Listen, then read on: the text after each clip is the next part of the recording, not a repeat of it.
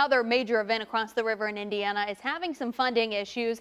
Madison, Indiana has hosted the regatta each year since 1951, but the pandemic has left them in a difficult position financially. So our Southern Indiana reporter Elle Smith tells us about their plan for the event. Madison Regatta organizers were forced to cancel the 2020 event due to the pandemic, but now there are concerns on whether there will be enough money to hold the 2021 event.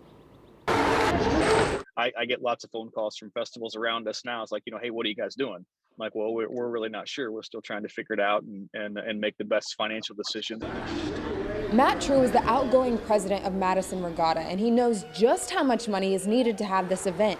He says the 2019 Madison Regatta cost over $560,000, but right now they only have half of that. If COVID hadn't happened, then I think we'd be in like amazing position right now.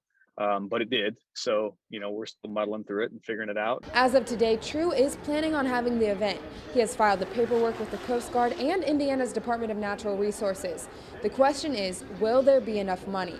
True says the event relies on sponsorships, but right now, no one is in the position to donate.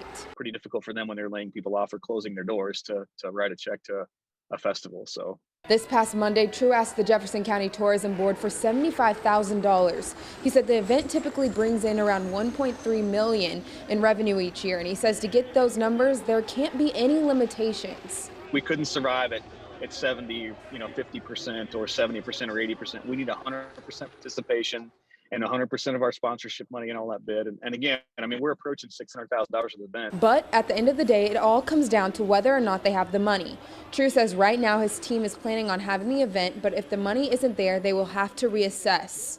We're going to make an educated decision on whether we should or we shouldn't, or we can or we can't, based on, just facts, really.